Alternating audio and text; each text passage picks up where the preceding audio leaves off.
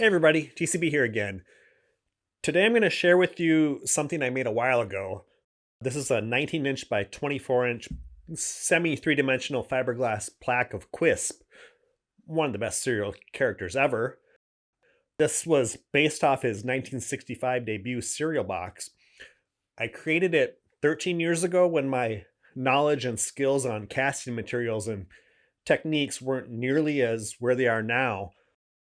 I sculpted Quisp out of that green floral foam, and then I coated it with Durham's water putty, and I cut the letters out by hand out of wood and glued everything to a piece of MDF, and then coated it with multiple layers of primer and glossy paint to smooth it all out.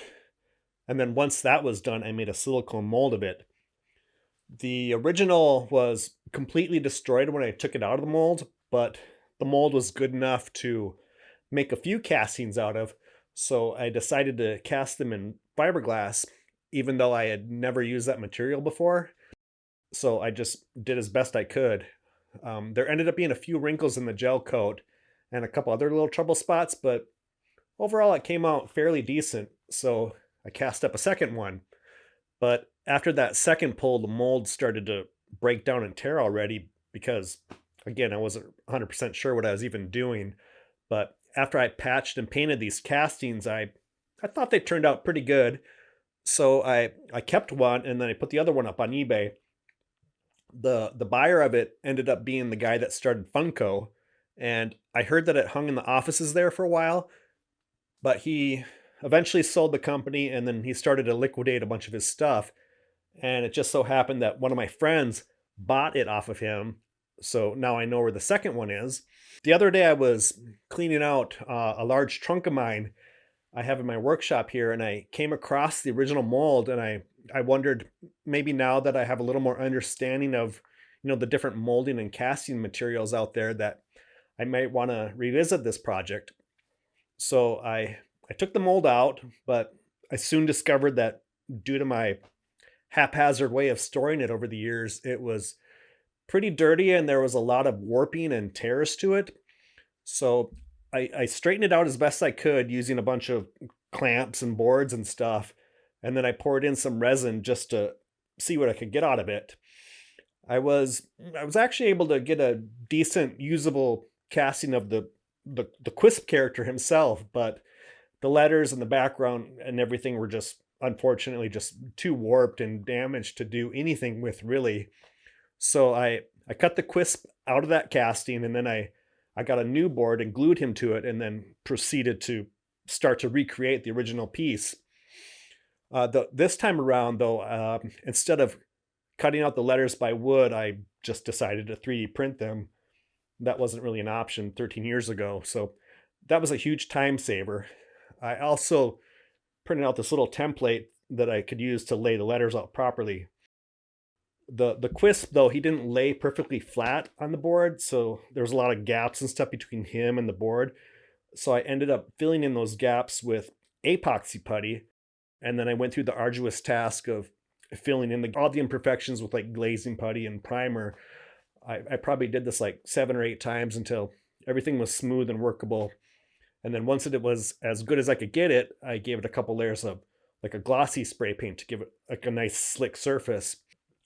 And now that that was done, I was able to throw away the original mold and then proceed to make a new mold. The first thing I had to do was affix some wood around the edges to keep the silicone from spilling all over my floor, and then a bead of clay in the gaps here so that it wouldn't sneak out. I did a really thin layer of silicone at first to capture all the details, and then use my air hose to blow it around to make sure it got into every little crook and nanny. After the first layer cured overnight, I went over it with another layer, and then another layer after that, giving each layer about a day to cure. And then for the fourth layer, I added in some Cabosil to the silicone as a thickening agent. This is basically a fluffy powdered glass that likes to go airborne, and it's really great for your lungs. So be sure to use all the proper safety procedures with that. I added a couple of scoops of it to the already mixed up silicone and catalyst and stirred it until it was the consistency of peanut butter. And then I plopped it on and started spreading it around like frosting. This step was especially helpful to get all those high points and edges that the more liquidy silicone just, ran off of from the first couple layers. I did some more layers after that to get everything as smooth and evened out as possible, with no deep valleys for the later mother mold to lock onto. For one of the last layers, I laid a piece of cheesecloth on it. This helps give the mold some more durability and helps prevent it from ripping. After the final layer, I added these silicone buttons that I made to the top here. I designed and printed out a mold of these buttons, and they'll be used as keys later on for the mother mold to position and hold the silicone mold in place. I pinned them in place while the silicone cured so they didn't slide around. Originally, I did the mother mold in fiberglass, but this time I used smooth-on shell shock. Just a little side note here. I always thought it was kind of a weird name for a product since shell shock was a term used for World War I vets who were struggling from what they now call PTSD. So that's kind of weird, right? Anyway, this is a self-thickening plastic that can be brushed on and it creates a hard, durable shell.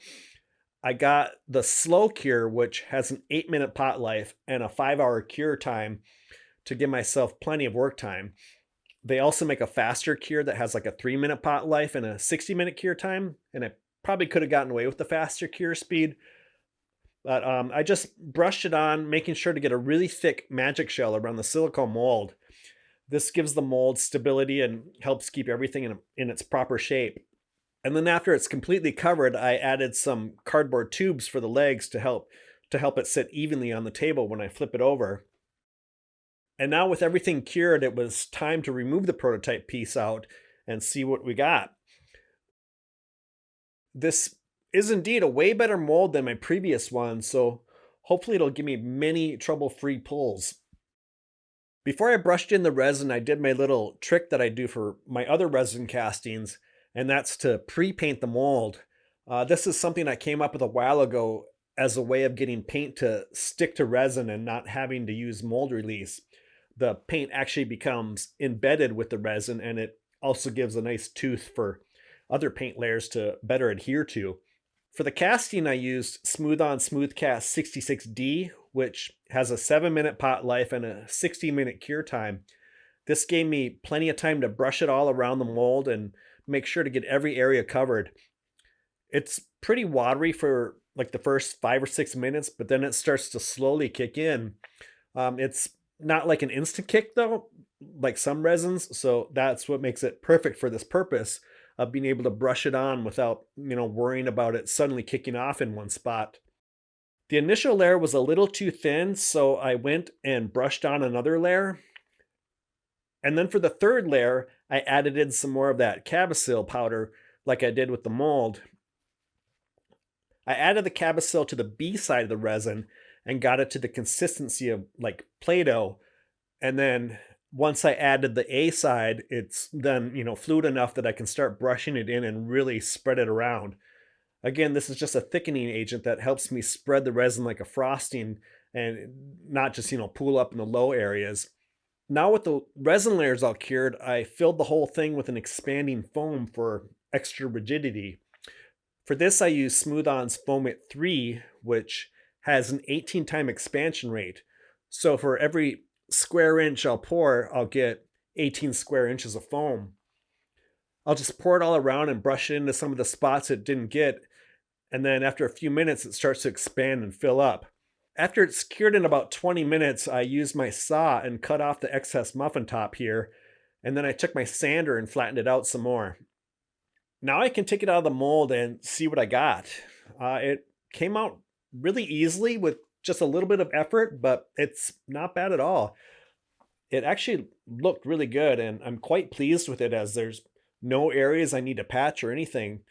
This is like way easier to do than with fiberglass for sure. Now it's ready for painting. I'm just using Rust-Oleum spray paint that I decanted into jars. I know some paint snob people have a problem with this, but I really don't care. It works great for me, and it's something I have easy access to in the tiny town that I live in. After all this is done, I give it a nice glossy automotive clear coat finish and then let that cure overnight. For the smaller lettering in the logo, I use DTF decals. On the original one, I used vinyl that I cut on my plotter, which, was fine, but the Quaker guy, I just had like a color printout on paper for him, and it was okay, but it was just a little dull looking. But these DTF decals are way more brighter and durable. Now, something I didn't want to do, but kind of got talked into it by a few of my friends, was to sign and number these. I generally don't sign my stuff because it just feels a little pretentious or something. The stuff I make, it's not about me, it's about the item. Plus, I don't have a good signature at all. I I tend to just scribble a line when I have to sign like legal papers or whatever. Also, I kind of hate my name, so there's that. I'm just gonna sign them DCB and hope that's good enough for y'all because that's how it's gonna be.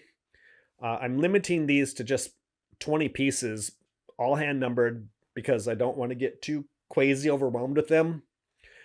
And now I'll frame them out with some nice white boards, back it with some wood paneling so you don't see that ugly foam, and add some hanging hardware to it and call it good. So there you go. Like I said, I'm limiting these to only 20 pieces, so if you want one, act fast. They're on my website, link in the description. If these go okay, I might consider doing other cereal boxes in the future.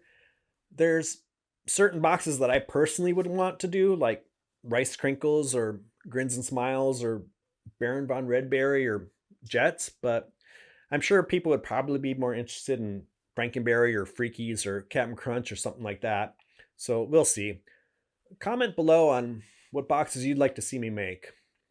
Anyway, this was fun revisiting this with my newer, more developed skill set. I don't think it turned out that bad when I did it 13 years ago, but now it's just a little nicer, a little easier, and a lot quicker. So anyway, that's about all. Thanks, everyone. Bye. Get yours today. 50 cents and 2 box tops from Quisp cereal. Darn, that's the end. Thanks everyone for watching. Be sure to like and subscribe to this channel and follow us on Instagram or Facebook at Dustin Cropsboy. Also check out our TeePublic page for t-shirts you can buy to help support this channel, or just go to the website dcbvarietyhour.com for all the links.